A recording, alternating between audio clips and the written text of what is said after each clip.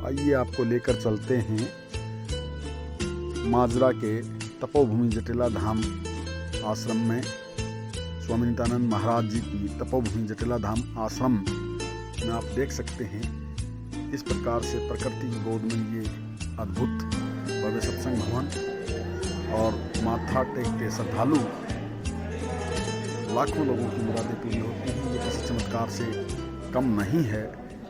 यहाँ लाखों की संख्या में श्रद्धालु उमड़ते हैं। शरद पूर्णिमा पे हजारों लोग जो है नज़ले की खीर खाते हैं और उसका लाभ उनको मिलता है।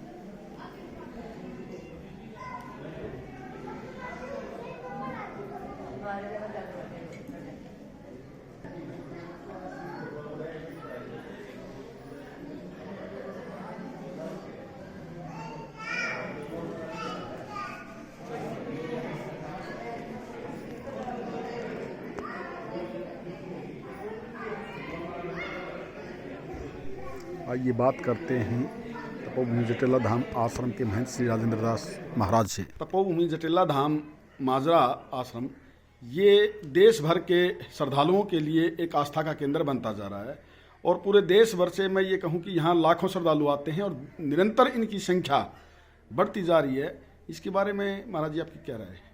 देखिए, महाराज जी के स्वामी तपोभूमि जटिला धाम स्वामी नित्यानंद जी महाराज की तपोभूमि है, तो लोगों का विश्वास बढ़ता जा रहा है, तो इसलिए लोग आ रहे हैं ज़्यादा दर्शन करने के लिए और ध्यान सत्संग करने के लिए।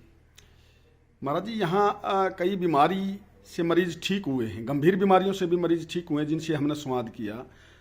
तो विभिन्न प्रकार की बीमारियाँ जो फैली हैं उनका उपचार यहाँ आयुर्वेदिक पद्धति से हो रहा है, तो इसमें मरीज जो ठीक हो रहे हैं इस पर आपकी राय क्या है?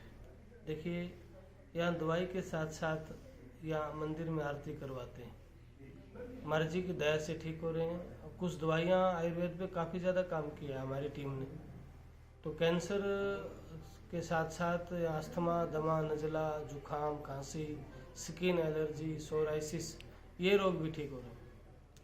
महाराज जी, स्वामी नित्यानंद जी महाराज का बड़ा नाम संतों की श्रेणी में है और उन्होंने जो वाणी उनकी जो है वो हस्तलिखित ग्रंथ के रूप में है, उस पर भी थोड़ा सा प्रकाश डाल के आप बताएं।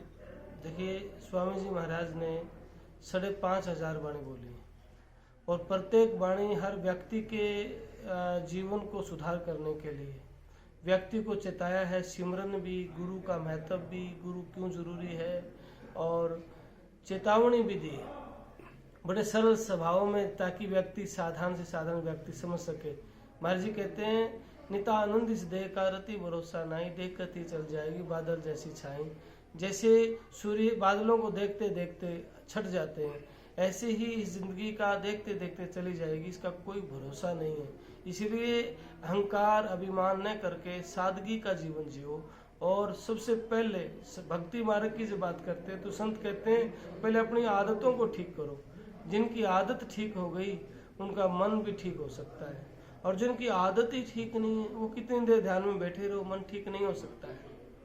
महाराज जी, स्वामी नित्यानंद जी महाराज की जो वाणी है उसको लेकर के अनेक विश्वविद्यालयों ने शोध भी किया है और उनके पाठ्यक्रम को लेकर के, उसको पाठ्यक्रम में लागू करने को लेकर के जो प्रक्रिया चली उस पर कोई अपना विचार? पाठ्यक्रम में लागू करने के लिए हम प्रयास कर रहे हैं। पहले बी फाइनल में पाठ्यक्रम में हरियाणा के कई संतों की वाणियाँ भी थी, स्वामी जी महाराज की, स्वामी नित्यानंद जी महाराज की भी, गरीबदास महाराज जी की भी, और आगे भी हम प्रयास कर रहे हैं। महाराज जी की वाणी पे कई जगह शोध भी हुए काफ़ी मात्रा में और अभी भी चल रहे हैं। एक महाराज जी, यहाँ हमने इस आश्रम में विशेष आपकी एक वो देखी कि यहाँ जाल का जो वृक्ष है वो प्रकृति का एक रूप है विशेष तौर पे, और यहाँ उसका संरक्षण करने के लिए विशेष प्रयास किए गए हैं, उसके बारे में थोड़ा सा बताएं। देखो, जाल वृक्ष महाराज जी ने जाल के नीचे बैठ के ध्यान किया था और से शरीर भी जाल के नीचे से ही गए थे, वो जो 300 वर्ष पुराना जाल है।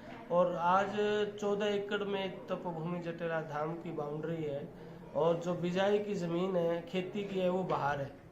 तो यहाँ 160 से ज़्यादा जाल वृक्ष हैं जो 300 वर्ष पुराने पेड़ हैं। महाराज जी, यहाँ आसपास के लोग इस आश्रम में आते हैं, उसके साथ साथ शिक्षा जगत के बड़े लोग यहाँ पे आते हैं और एक शरद पूर्णिमा के ऊपर विशेष खीर यहाँ पे औषधियों से तैयार की जाती है जिसमें लाखों श्रद्धालु उमड़ते हैं। तो वो कितनी कारगर है?